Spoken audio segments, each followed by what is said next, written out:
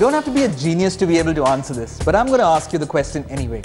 What, according to you, is January's most broken, most abused, most disrespected resolution? Welcome, ladies and gents, to another brand new year when the resolution to lose weight this year is going to be ignored by most of you. And welcome to another episode of the Men's Health and Women's Health Show, the show that's going to tell you how not to. On the show today, a weight loss inspirational story. The world's best brain expert, Dr. Swami, shows you how to get brainier and the perfect way to detox in the new year. Up front is a man who redefined good looking amongst men in India. He's a former national level swimming champ, a supermodel and actor, but most of all, he's a role model for all those men who want to grow old and grow old without losing their attractiveness. Milind Soman today ponders a very important question. Is barefoot running actually better running?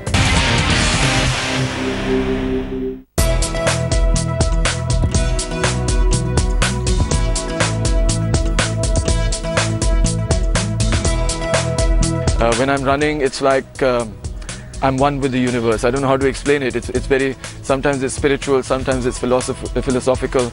That is something that fascinates me about running. That running is such a simple, natural activity, and it can really take you beyond yourself so easily.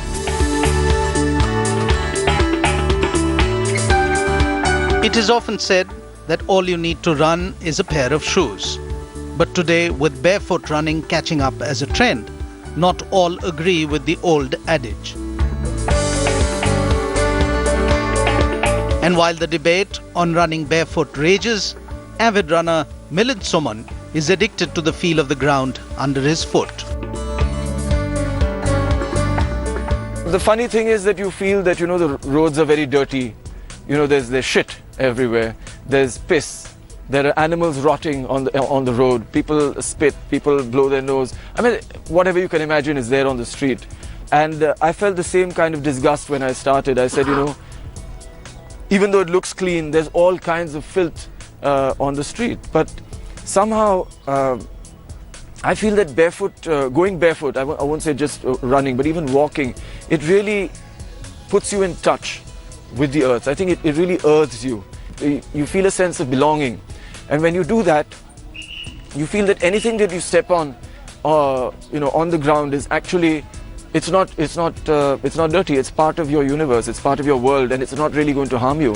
And it hasn't. So far, I've never been injured. I've never had any kind of a bad experience. And I feel that the kind of baggage that we carry around in our mind, sometimes that is much more harmful to us than what we step on the street. It's been over a decade since Milind started running, and it wasn't always without shoes. I always had this dream of running a marathon since I was a kid. And when the Mumbai Marathon started, I said I have to do it. And I started training for the half marathon. And of course, I started running with shoes. And I did my first half marathon, and by the time I got to that distance of 21 kilometers, I was hooked to running. It's quite an amazing feeling, and I know every runner that you speak to will say that it's a state of bliss, and there's a runner's high, and there's this and that. But I think that is the space that I aspire to be in today. So how and when did the idea of running barefoot strike? It's not always about speed. It's about also being able to do something effortlessly. So I decided to try and run without shoes.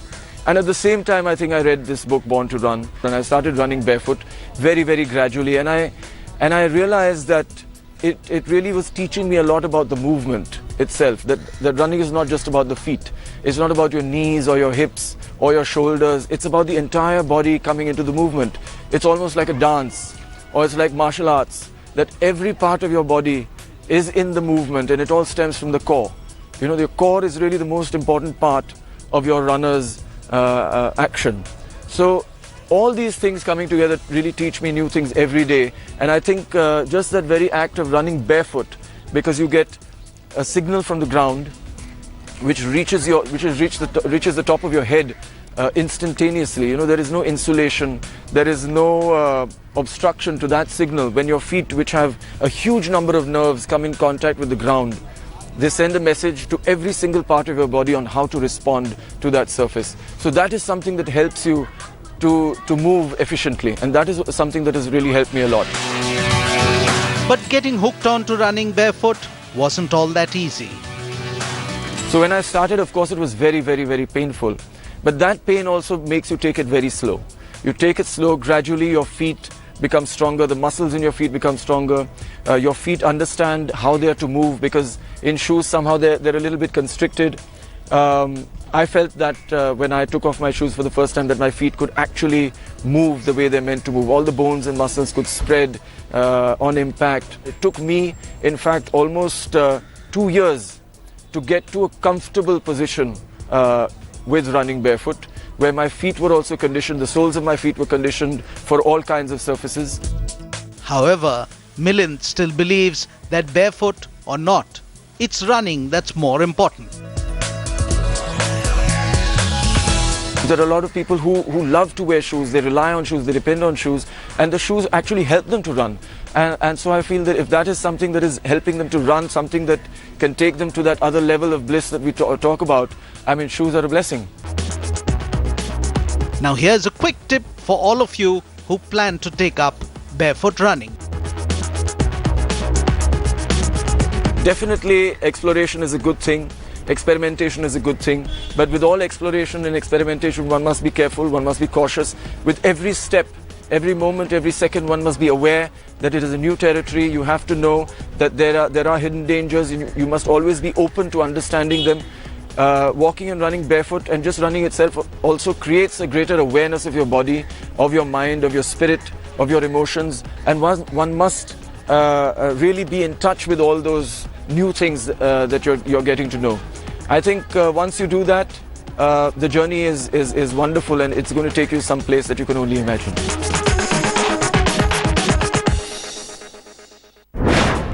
Can meditation and yoga actually help us get brainier? Up next is our weekly series with Duke University health expert Dr. Murali Doraiswamy, who's going to help us answer this heady question. So Brain Doctor's question for the day: how does meditation and yoga help and shape our brain? Well, the remarkable thing is our ancient sages have been telling us for thousands of years that meditation is great for the brain and for the mind and strengthens it. But now new research is actually proving that.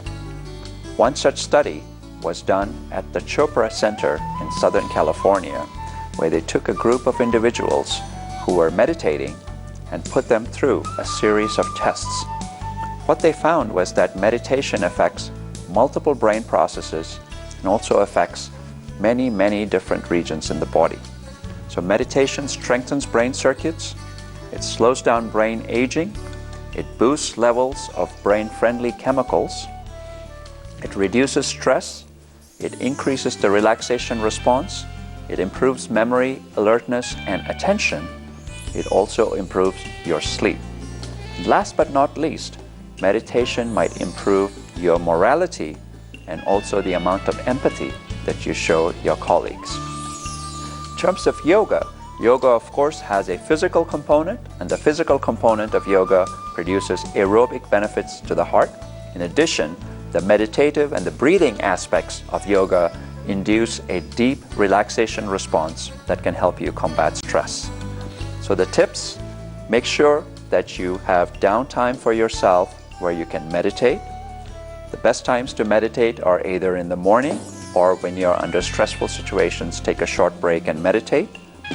Yoga 3 or 4 times a week, especially if you can mix it in with other forms of aerobic exercise, provides an excellent form of cross-training.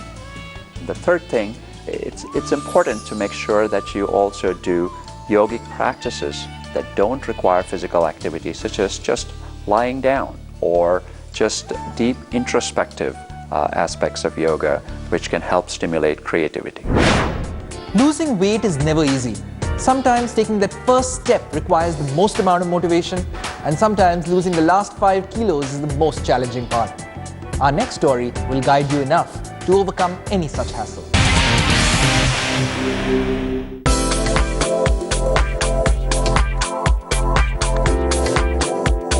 Hello, I'm Naina Basin.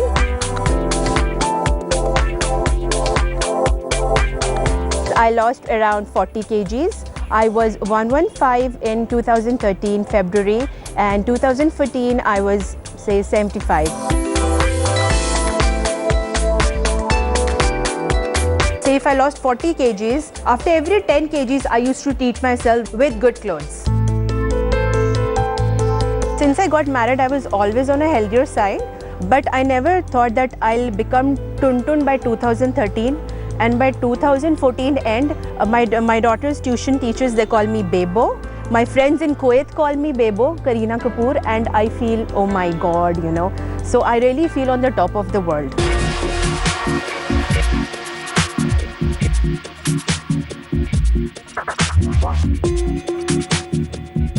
In 2013 January, when I planned to join a gym, I was very scared and I had a complex that what shall I wear.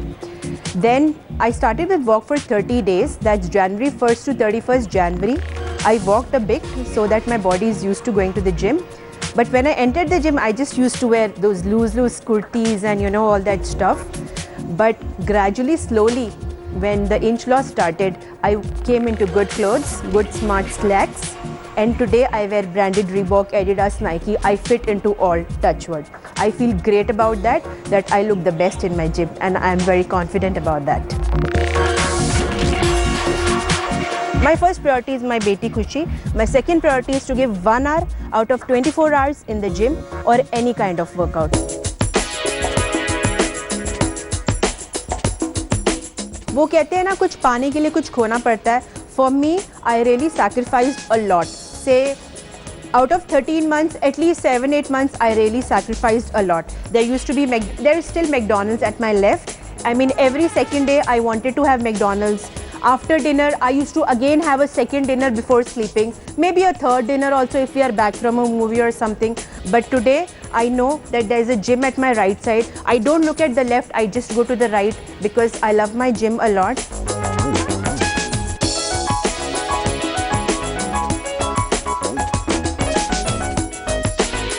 I started with cardio for 40 minutes and just one body part. And say after 2-3 months, I joined 2-3 personal trainers also in my gym. They really used to take good care of me. And they taught me how to exercise, they taught me how to breathe, they taught me how to use the pull and push theory, they taught me how to use mind with exercises, how to use your breath with exercises. And today, I'm so much educated, touch wood, by the grace of Guru Nanak Dev Ji, that I have started my small consultancy on motivating people, and I feel good about that. I have 2-3 clients under me whom I train. Food really plays a very important role in your life. Before, I used to eat mindlessly. Today, I eat consciously. Say for example, I used to hate salads a lot, but today I have to have salads because of good face maybe. I used to hate fruits a lot, but today at night if I'm on an early dinner diet, I have to have fruits and milk with it.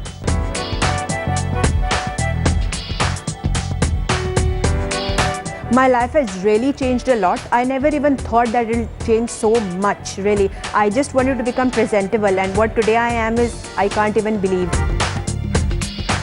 My small daughter, who's only 8 years old, when she was small, she used to feel shy. Mama, आप कितने मोटे हो, मुझे शर्म आती है. And now, confidently she walks. Plus my neighbors all over Model Town, they really feel great about me. And actually, every day I get a compliment, so I feel blessed.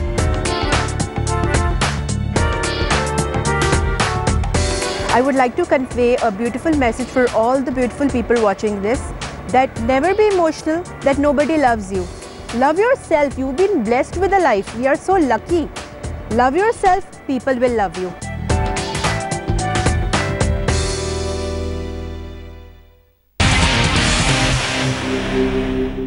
Before we head into a break, here's our now trending segment of the week.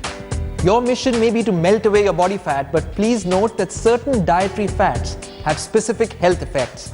Omega-2 polyunsaturated fats found in canola oil, walnuts, oily fish, flax seeds, etc. help reduce blood pressure and reduce the risk of heart disease.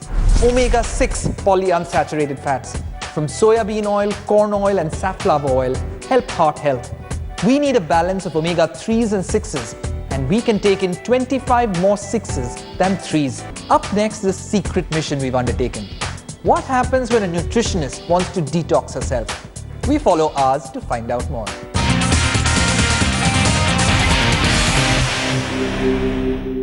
Now that the party season is over and the new year has begun, it is time for some detox, and there's nothing better than fruits and vegetable juices. But is an orange juice actually healthy? We're going to find that out today. I'm at Juice in New Delhi, and our nutrition expert Lavneet Batra is going to show us exactly how healthy a fruit juice is. Let's take a look.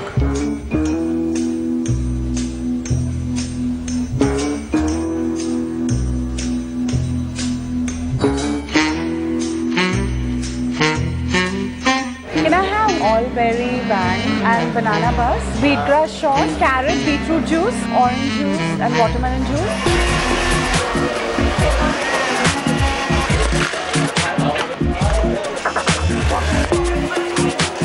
Your order, ma'am. Please enjoy your drink. Thank you.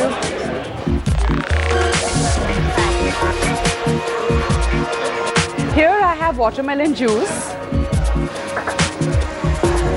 Watermelon juice can be very refreshing, especially before a workout. It can reduce muscle soreness and has detoxifying effect on body. My other juice choice is orange. Orange juice is a rich source of vitamin C, which can help you fight cold in winters. Also, it has anti-aging effect and can reverse the damages by suntan. Just avoid having it at night or if you have heartburn, because it can aggravate acidity. So you can enjoy it during the day.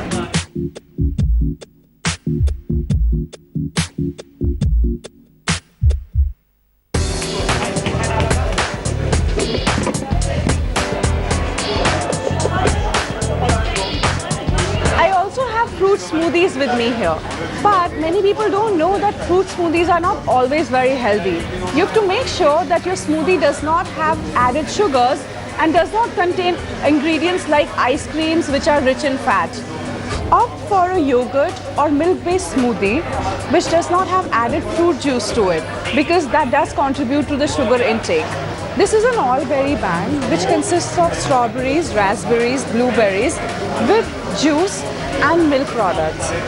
It's always advisable to go for seasonal fruits when you're opting for your smoothies.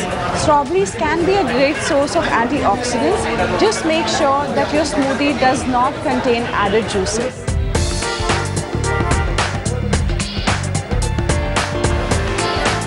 I also have banana smoothie with me. Many people dread eating a banana, thinking of it as fattening. But banana comes with its benefits as well. It's a rich source of potassium and B vitamins. And a banana smoothie made with yogurt and milk can be a very good post-workout drink. An ideal smoothie should consist of 1 cup of fruit, 1 cup of yogurt and 2 teaspoons of seeds such as sesame or flaxseed.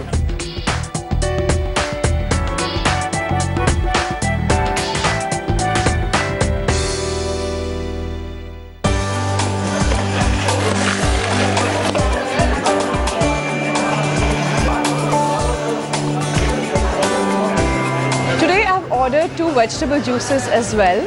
Many people don't know that they have great benefits and you can easily make it at home. Here we have carrot and beetroot juice. Carrot is a good source of vitamin A, which is an antioxidant. Beetroot enhances blood flow, which can be of a great help before workout. However, if you're a diabetic patient, restrict your juice intake, but you can eat carrot and beetroot since the fiber content of the vegetable does not increases and spikes the blood sugar levels instantly, which the juice would do.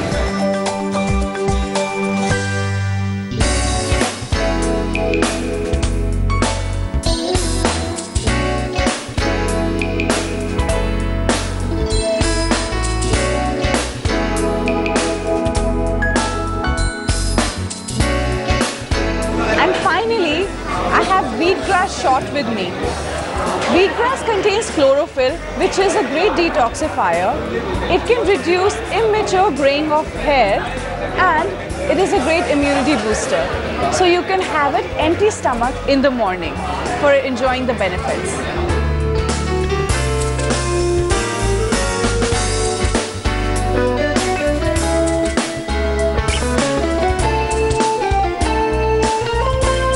It's always advisable to eat whole fruit, but if you are enjoying your juices, make sure you're just having one fruit at a time and mix it with other vegetables to enjoy the benefits of it. Go for seasonal fruits and vegetables as they are more nutritious, and never opt for all juice cleanses and diets since they are not wholesome and do not contain all nutrients. Well, I hope these tips have helped you, and now I'm going to get back to enjoying my juice. Wow, that was some piece of information. I hope you got your juicing tips. I surely did. Catch you next week for another Restaurant Spy. Till then, stay healthy. That brings us to the end of yet another episode, but hopefully it'll be a new beginning for you in terms of fitness and good health. May all your resolutions come true in 2015. And as for us, we still won't be happy with your fit, not until you're at your fit.